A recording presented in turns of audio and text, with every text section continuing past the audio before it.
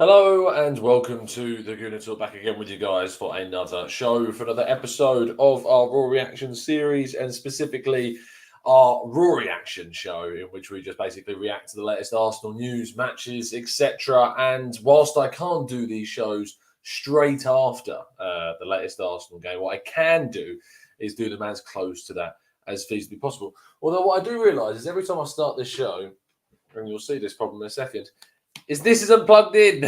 So I've probably been sounding really odd for you for about 30 seconds. Hold on, here we go.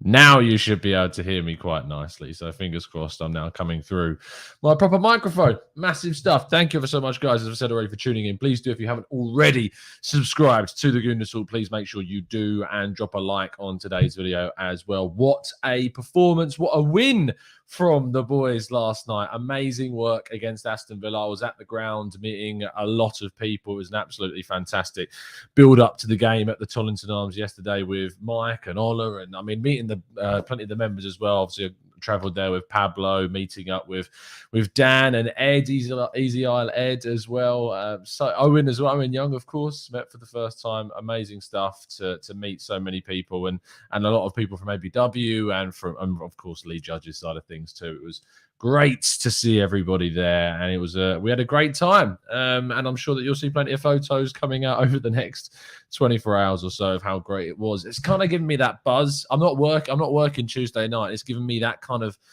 that need to want to go back again. So I'm considering probably going to the game on Tuesday now as well, just because I've got the bug. I've got the Arsenal bug to be at the Emirates as much as possible, because I don't get to go all that often because of obviously working through most of the games this season. But when I'm not on, I'm going to try my best to be going to those games. So looking forward to hopefully getting a ticket for Tuesday. But let's talk about the game in question and get plenty of your thoughts and feelings and queries and questions in our chat box, as we always do for this show. I'll be doing a dedicated podcast in relation to this game, maybe tonight, maybe tomorrow. I'm unsure about when we're going to do the podcast, but there is going to be a podcast this week. We weren't able to do one in midweek after the Palace game, but I'm looking forward to getting one to you guys this week as well. Let's see what you guys are saying in the chat box. He's better than you. Aaron Ramsdale, he's better than you. Emmy Martinez, embarrassed, it's fair to say. I was sitting in the clock end in the first half, for the entire game. And of course, Emmy Martinez was at the clock end for the first half. And the amount of stick that one man has received during the course of one game was quite staggering. It was certainly a surprise, not even a surprise, was it? Because there was some clapping, there was some cheering as he walked towards the goal as the game opened up to start. But as soon as that whistle went, public enemy number one was Emmy Martinez. And there was not... I'm trying to think of a more poetic image, and I was looking over at Getty Images for some pictures for our articles today, and I came across the Emmy Martinez one where he is just slumped over in a fetal position. Just really couldn't believe how bad his fortunes had gone in this game. Saved the penalty against Aubameyang, and then of course Aubameyang knocked in the rebounds. Arguably nicer, that moment of hope that we gave Martinez, only to then take it away with Aubameyang getting the rebound, which was just hilarious. So I was really appreciated the sadistic side of that, just because I'm so fed up with Emmy Martinez talking about Arsenal in his spare time. Why didn't Arsenal miss Xhaka yesterday, Arts? Very simple answer to that question. Sambi Lokonga was excellent. It's the only way we can really describe it is in this game. Sambi Lokonga was absolutely great. I've been writing a piece actually about the midfielder statistically and showing kind of how in which his passing, his progressive passing in particular, was just so good. He 100% passing accuracy into the final third and into the box as well. He was just excellent. And a player in which I'm really excited to see now push on. I mean, the amount of times I've said in the preview shows, I said it on Twitter, I said it everywhere, don't drop Lokonga. Give him the opportunity to throw himself into the next game and prove himself. That is what I wanted to see. That's what we got. And that's ultimately what we saw as a Lokonga fighting back once again to get back those, not get back even a poor display. He wasn't great against Brighton, and obviously he made the big mistake against Crystal Palace. But for me, it's a simple situation where you've got the chance now to throw this guy in, do it. Give him the chance to redeem himself, and he absolutely did that. So absolutely thrilled and over the moon to see Lokonga play the way that he did. And Dan Roberts says there, Lokonga was my man of the match. And I don't think I'd go as far as saying man of the match, but I was very, very happy with how he played. It was excellent. I see a fair few people in the chat box are talking about Nuno Tavares. I keep on trying to pronounce his name in my best Portuguese. You don't pronounce it it's not Nuno because it doesn't have the accent. So it's like a Nuno Tavares.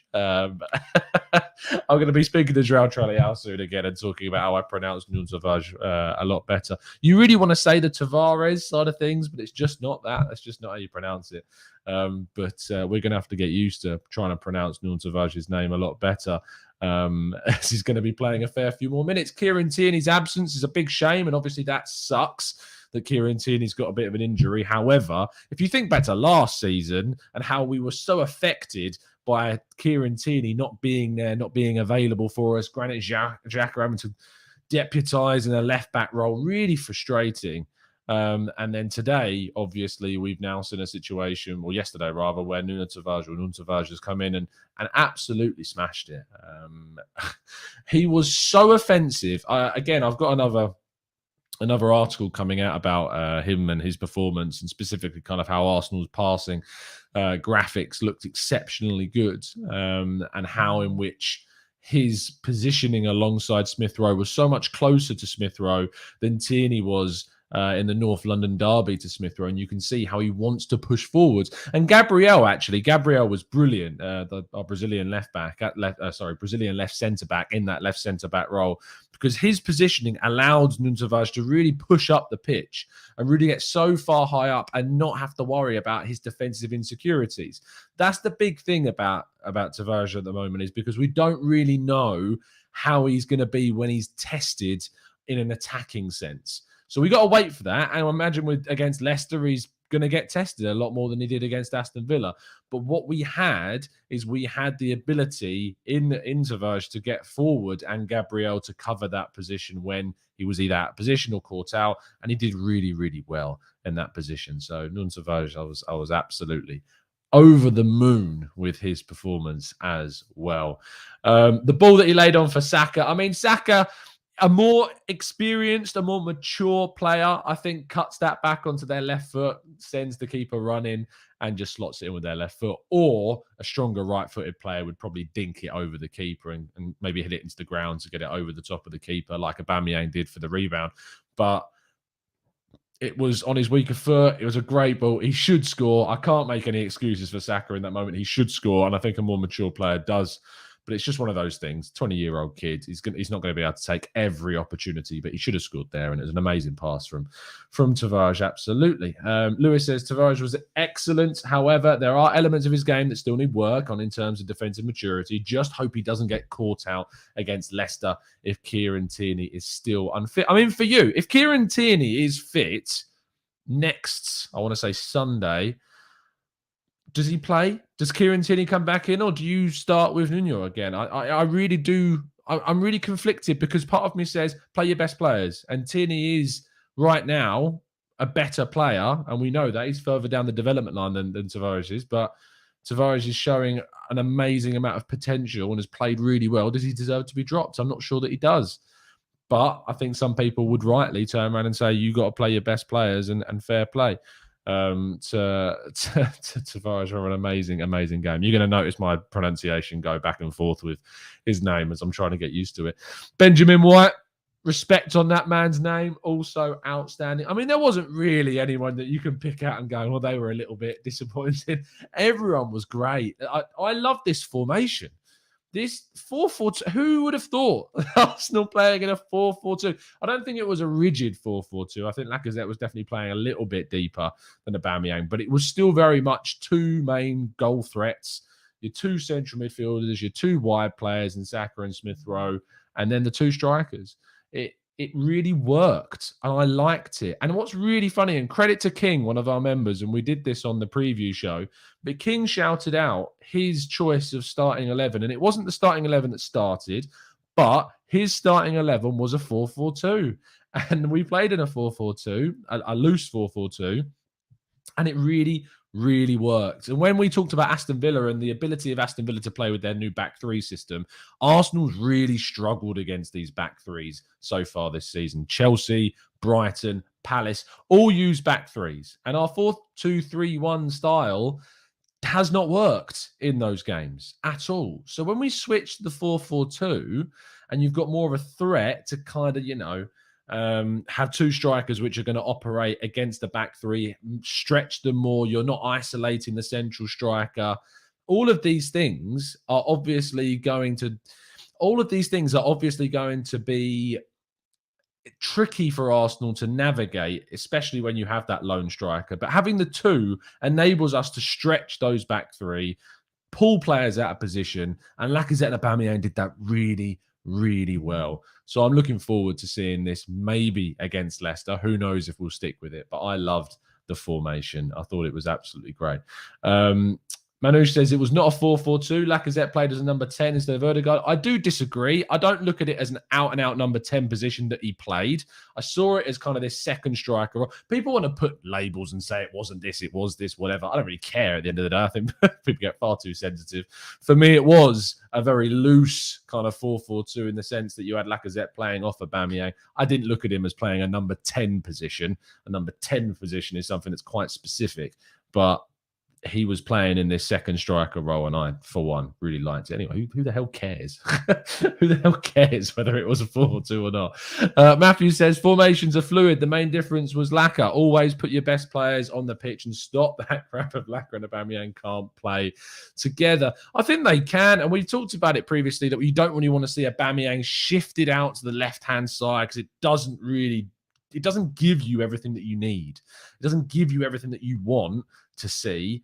You don't want to see Aubameyang isolate on the left or not supporting the left back or not doing enough and he can't beat the first man or he's trapped out to the wing. You don't want to see all of that.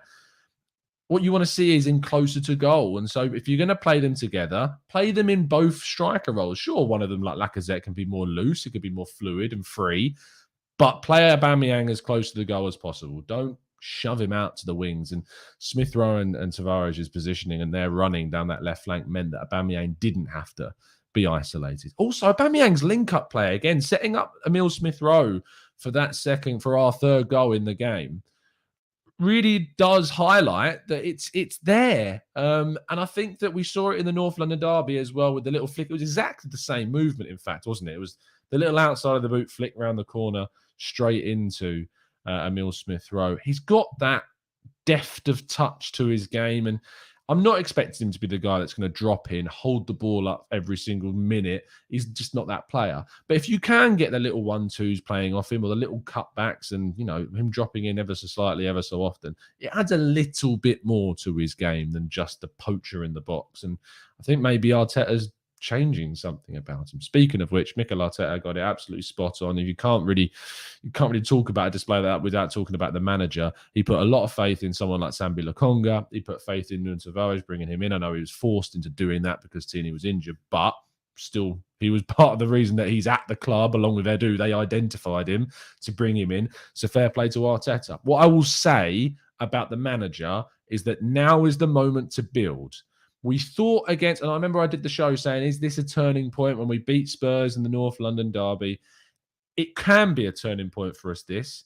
It wasn't a turning point for us when we did, when we played so kind of poorly against Brighton. This is now the time to find your consistency. We go to Leicester. Well, we got Leeds, of course, on Tuesday, but it's going to be a much changed side. But you want to keep that momentum going. But we go to Leicester next weekend, and we want to see another strong display. Now, the trickiness with this is it's an away game.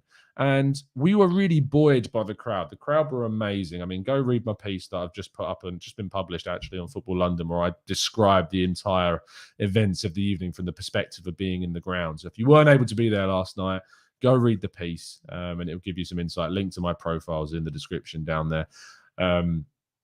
The atmosphere was unreal. It was so good. The lights, it really made me a bit nostalgic and a little bit sad because I've not seen the lights like that And maybe it's just my ignorance of not tuning into the games early enough or not being able to go to the games early enough for especially for evening kickoffs. But I've not, those lights give me those times of when we were in the Champions League at the Emirates and when we played those Champions League games and got battered by Bayern Munich. But I mainly remember them just for remembering back to the times we beat Barcelona at the Emirates and stuff like that. And that atmosphere I miss. And it made me really want to pray again to see Arsenal back in the Champions League and back in Europe and playing those nights, those magical European nights back at the Emirates. But the crowd, fair play to them. They were great. Noticeably, a lot more people stayed into the end of both halves as well to cheer the players and to clap the players, despite obviously being a lot of travel stuff going on at the moment. So a massive fair play to them. And it was great. But again, I go back to the managerial point. This now needs to be the chance to push on. Leicester's an away game. It's going to be a test. We know our away fans are great. They're going to be backing them. But after the back of them beating Manchester United, and we'll see how they get on this weekend as well, and Patson Daka now back in form after 4 goals in the Europa League, and they'll play again soon. It's we've got to hope that we can put in a display. We've really got to hope that we've got to put in a big display against them and keep momentum going. Because that's the biggest thing for Arsenal is momentum. We haven't been able to really build it up. Despite being unbeaten in 6 games, we haven't been able to build up any momentum. It's strange. I don't feel like we've played great across those 6 games. I feel like you had a good half against Spurs and then the entire 90 minutes, 85 minutes against Aston Villa. I think that's being really nitpicky, to be honest, just to say 85 minutes. But we haven't really been able to have a solid display across an entire fixture, and we did that yesterday. And that's what we need to just, keep us ticking on into the next game and pushing forwards. And I want to see another good display on Tuesday against Leeds in the League Cup as a Premier League opposition. It's a good test. It's going to be a lot of good rotation going on there. We're going to probably see Maitland-Niles and Gabriel Martinelli, Nicola Pepe, you'd expect would come in, maybe following Balogun or Nketiah or get another chance. Who knows? Charlie Patino could be there. I doubt that he will be. But you never know with these things. Things can change. Holding, Marie, Tavares, I imagine, will come back in because Tierney is, of course, injured, or maybe Kolasinac plays now. Cedric, Leno will be in there as well. It's going to be a massively changed team, you'd think, unless we go strong. I mean, we went pretty strong in the other game against Wimbledon. A lot of first-team players were there. Saka and Smith Rowe came off the bench, and Arteta wants to target this competition. So maybe he won't allow massive rotation. Maybe he will just change a few players, maybe 4 or 5 changes from the team that played last night. We will wait and see. Tom, apparently there was a 40 million attacking midfielder, ex-Norwich player yesterday playing for Villa. Did you spot him? Emi Buendia, the narrative. How wrong? How wrong can we be? I was gutted. I was absolutely gutted when we didn't get Emi Buendia. I think it was our most popular video of the entire summer window, me moaning about the fact that we didn't get Emi Buendia. How silly do I look now? And I'm buzzing. I'm buzzing. Always am to be proven wrong about something. I was really up for us getting him. I thought he'd be a really good addition to the team. He was one of the highest chance creators in the league last year. And he's just not been able to really cut it so far for Villa. Maybe it would have been different. I'm not going to categorically... Football's not binary. Just because it's not worked at Villa doesn't mean it wouldn't have worked at Arsenal. But it's certainly not looking like we've made the wrong choice or we've missed out on anything. Arteta was very dismissive when he was asked about Buendia in the press conferences ahead of the game. But Invisible didn't really do anything at all. I didn't notice him. I thought I saw him defending quite a bit, but that was about it. Really didn't get into the game. Ollie Watkins, another player that I know a lot of people like. Invisible, didn't get any service, to be fair to him, but yeah, didn't really do anything at all. I mean, Villa in general were really, really...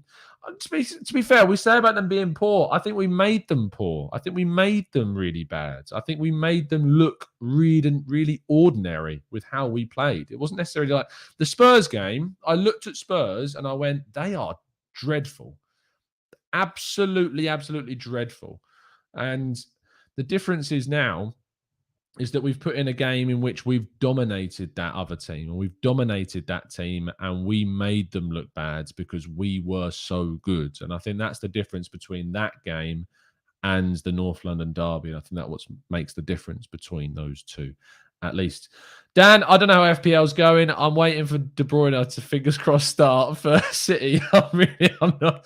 After Mount's performance, and I went with Havertz. Yeah, I mean, I say I went with Havertz. I've had Havertz in the team for a while, and I don't know why. But yeah, if you're watching this and De Bruyne's got a hat-trick for Man City, fingers crossed, then Danny Boy won't be laughing. That's for sure. Sam Chester says, we did not give them any time on the ball for the majority of that game and they had no response. Rahul says, felt like Arsenal were unnecessarily in top gear. Unnecessarily. It's a strange way of describing it, but I think I know what you mean. Like, we just kept on going full tilt. Like, we didn't need to be that good to beat them, but I still feel like we pushed them to the limit and we got them where we wanted to, and we put in an amazing display. Tom says, Tom, do you think Buendia's performance, this might just happen to be the difference in competition? Possibly, but he was one of the highest chance creators when he was in the Premier League with Norwich. So the experience was there, but his goal tally wasn't that great. His assist tally wasn't that great when he was in the Prem. So yeah, I really put a lot of my eggs in the Buendia basket, I think, over the summer. But I was really happy when we got Odegaard, and I made that very clear. He was always the club's priority throughout the summer, and we got him. So we're very happy about that. Matt says, Martinelli rather than Aubameyang in a 4-4-2, possibly on Tuesday. Maybe that's what we'll see. Martinelli playing in more of a central role. We'll have to wait and see if that indeed does happen. Khalid says, Villa set up for Arsenal to win. Now, this is a really interesting point because Khalid, they played with the back three, which is something we've really struggled against. And when we struggle against the back three, we've not done anything to combat it. And I've really been very critical of Arteta not doing enough to combat what they've done, basically, what the opposition have done, which is to go and use this back three system. He knows that they were going to play the back three. They've played the back three for a number of games now, and he combated it really well by changing the formation, going to the 4-4-2 and really, really pressurising that back four and having Lacazette dropping in and becoming kind of a link between the midfield and the attack as well.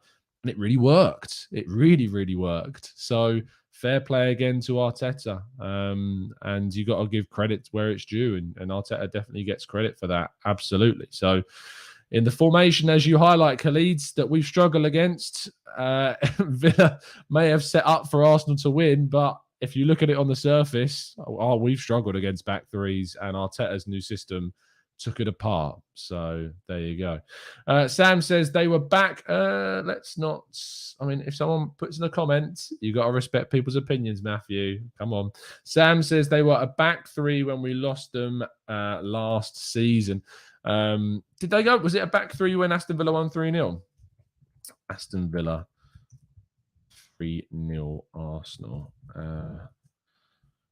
Sure. Oh, was it 3-1? Did we actually score in that game? I thought it was 3-0 for some reason. Oh, it was definitely 3-0. I don't know why. Here we go. Ollie Watkins Hale's unbelievable performance. Let's have a look at the lineup of Aston Villa on that game. Here we go. Aston Villa.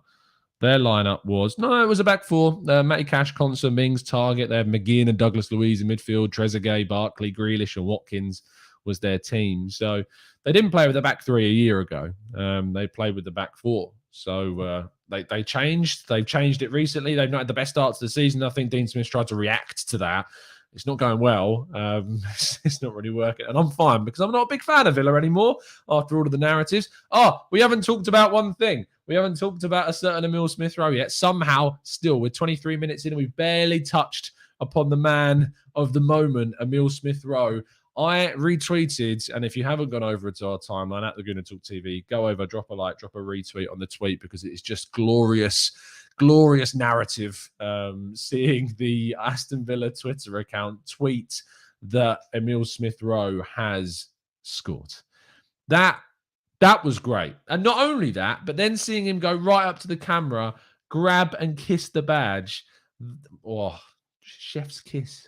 It was just so good. It was so, again, the sadistic side of enjoying the misfortunes of our rivals and our opponents is certainly something that I enjoy and certainly something that we must enjoy about football. He was great, Smith Rowe.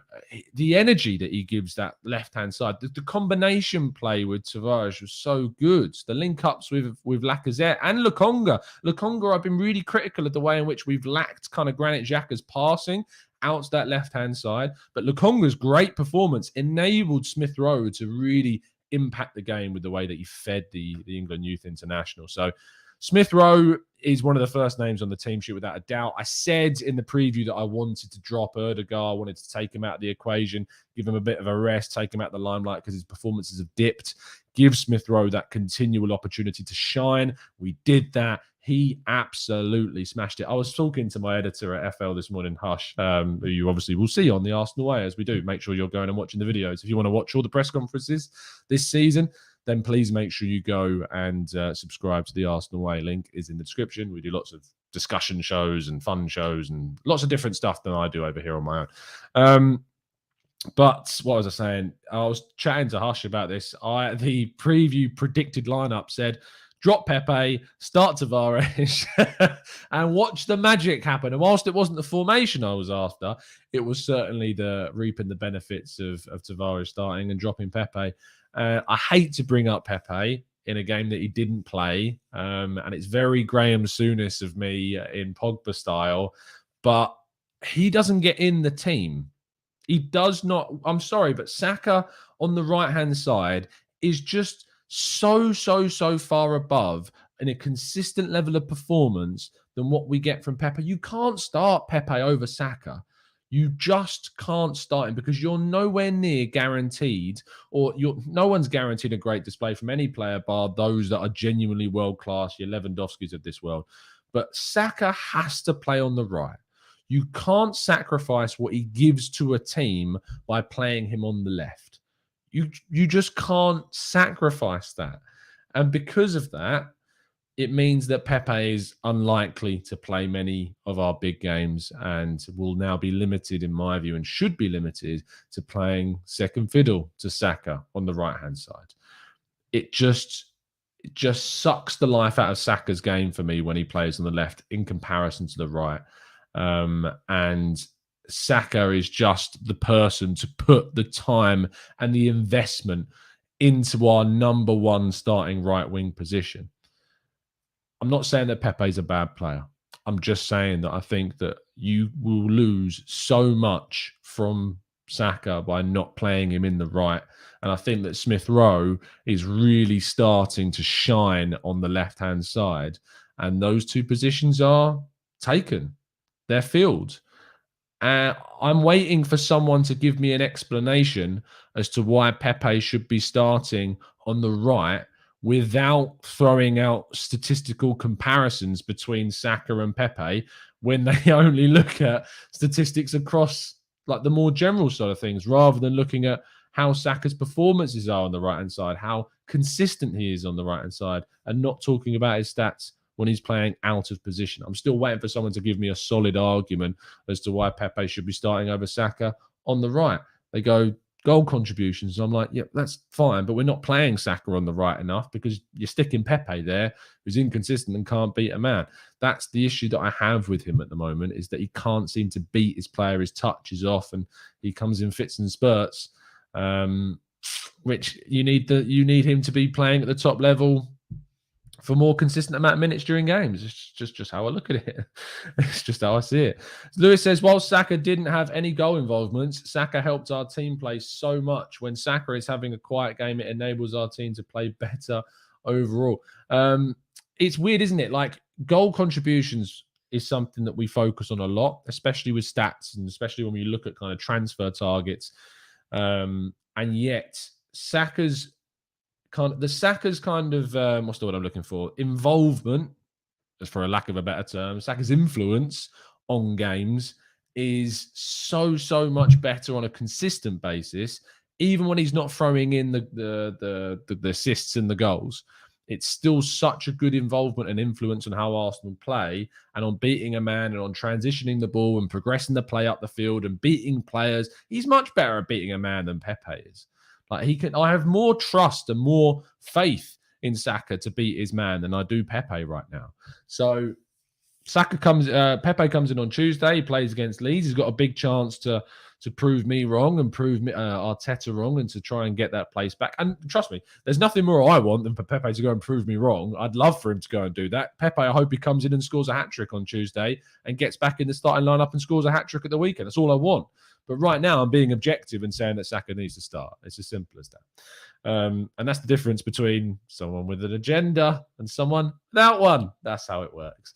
Dark Druid says, Saka needs to pick up a bit. I don't think he's played that well this season, losing the ball too easily and bad finishing. Dark Druid, if you think that Saka needs to pick things up, if you think that we can get more from him, I'm all for that, mate. If there's more to come from this Saka, I can't wait to see what that is, because I think he's been solid in a lot of our performances, and when we've played well, he's one of our best performers, and when we've played badly, he's not sticking out for me as one of our worst performers at all.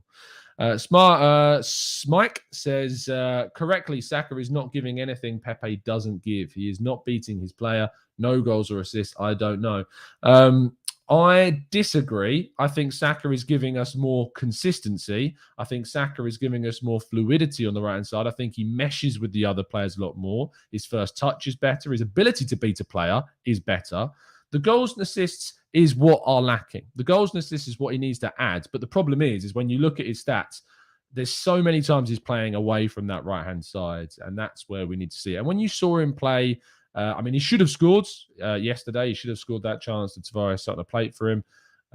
But when he played that game against Spurs and how influential he was in that game with the assist for Smith Rowe, and then, of course, the battling away to get his own goal, they're the types of performances that I don't see from Pepe. I don't see those types of displays, the creativity and the ability to get in those positions. And just kind of the footballing brain, I suppose, in some certain situations is much, much harder to defend against than Pepe is a solid point. He's less predictable than Pepe is. And I think that's what separates the two at the moment. Let's go to Danny, who says, hit that like button for the TGT. Love the content, Tom. Thanks, Danny. Really appreciate your time. And thank you, everyone that's tuning in. Of course, we do a lot of 8 a.m. shows, so I appreciate a lot of our Western listeners are tuning in live, and they're not able to often tune in live because we do a lot of our shows in the morning here in the UK. So thank you, guys, for tuning in. And do drop a like on the video. We're going to be doing more content in the evening so that more of you guys can tune into these live shows. So make sure you are subscribed. Make sure you are hitting that notification bell if you haven't already to get all of the content that's going to be coming to you. I don't know, Tom. I don't know what the record is. What I would like to see is what the record is when Pepe starts on the right and when Saka starts on the right, rather than just when Pepe starts, because that's what I want to see. I want to see the record between the two of them. I want to see the record between the goals and the defense, and a lot more kind of metrics before we start throwing out any random singular stats. Sam, my mood is so much better than when we win. I live for Arsenal. It made my weekend. It's just nice. I get to enjoy this, other than fantasy football. I get to enjoy this weekend pretty stress-free, and that's a nice place to be. Manuel says, I still don't want Pepe to do well on Tuesday. That's a shame, Manu. He's always going to pop up with a few moments of magic and might score a brace against Leeds, but he's just going to frustrate us how he slows us down. Manu, that's a shame, and I do disagree with you, because whilst I don't rate him above Saka right now, I want Pepe to smash it on Tuesday. I want Pepe to have an amazing game on Tuesday. I want him to help us to get through to the next round of the League Cup. And I want him to fight Saka for his place. That's what I want to see. I wouldn't wish anyone playing badly, because if anyone plays badly, it means it's a detriment to the club. So I want desperately to see Arsenal's players, whoever they are, whether it's Saka, whether it's Cedric, whether it's who's my least favourite player in the squad right now. I'm trying to think. Who I get really frustrated with? To be fair, there's not Kolasinac. Kolasinac, even if Kolasinac comes in, I want him to play brilliantly. That's all I want. Is because I just want to see. And that's the thing, is that's why I think a lot of people, and without coming across, it's unavoidable without coming across slightly arrogant, I don't mean to, but I think that's why a lot of you guys and girls tune in to the show, is because it's not agenda driven. I think it used to be a bit. I was very pro Arteta in last season, and I get that frustrated a lot. And I think I've self-admitted that it was in times where, even when I was looking at it from the perspective of the awful results, I'm desperate for this to succeed. And because I was so desperate for Arteta to succeed, I think that blinded me at times. But I think now I've understood that you need to just look more objectively. If you don't want Arteta as manager, that's fine. And I'm still yet to be convinced to get back on the Arteta train. I've been kind of wanting a change of coach since Villarreal, and I think a change of coach would have been beneficial for the team, and I still do. And until Arteta shows me some kind of until he shows me some consistency, and we see the performance that we saw last night throughout this season in the majority of our fixtures, that's when I'll get back on the Arteta train and saying, yeah, that this is the right guy, we're in the right place. But until then, I can't change my mind because I need to see the evidence to suggest I need to change that. And that's why I hope that you tune into the show, is because you know that there's no agendas or anything. And Tony, I disagree with you. I don't think there's a Pepe complex. Because as I've said several times, I want Pepe to succeed. I want him to prove me wrong. I want him to be the player that he's not for me being right now. I want him to knock Saka out of the position. I want him to score a hat-trick on Tuesday. I want for him to be in the team and scoring. But if he's not contributing enough to the side, I'm being ruthless, I'm being objective, and I'm saying that I don't think he should be. If you disagree with that, that's fine, but you can't tell me I'm wrong for having an opinion.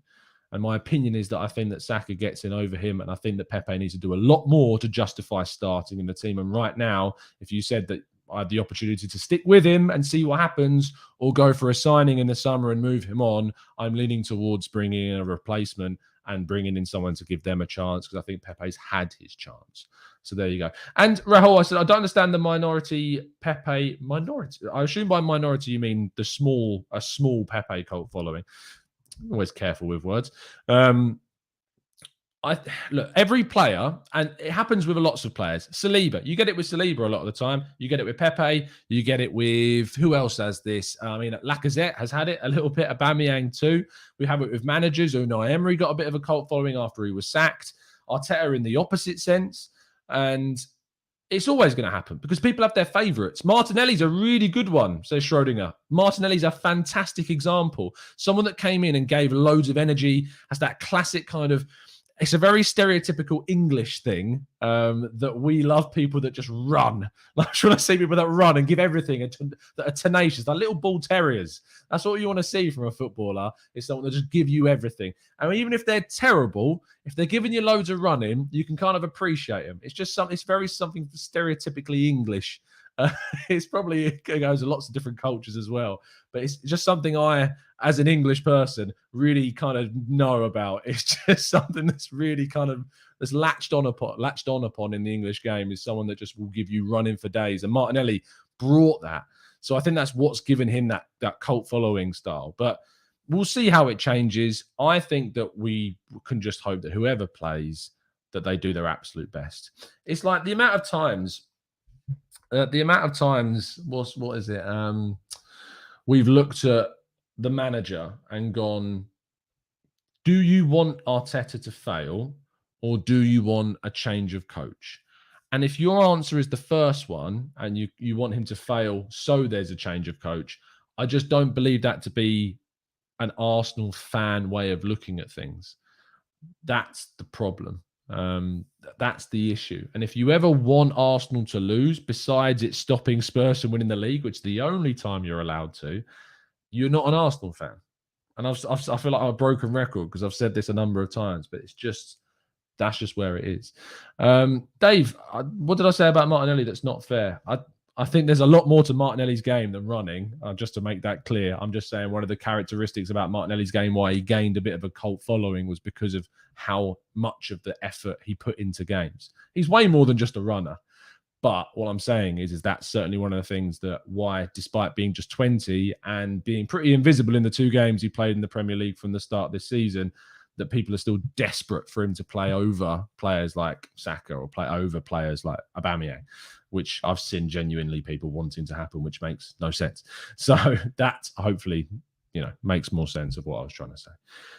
We are going to be wrapping up very soon because I've got to do a lift for the other half, who, by the way, was at the game last night. And thank you to everyone that came and said hello and made her feel very, very comfortable. Really appreciate that. Barnett says, maybe Pepe starts on the right because of the defensive security of Tomiyasu, something that Saka doesn't need because of his defensive work rate. I haven't talked about Tomiyasu either, by the way. Some of his passes were insane. That left-footed pass out to Tavares on the left-hand side.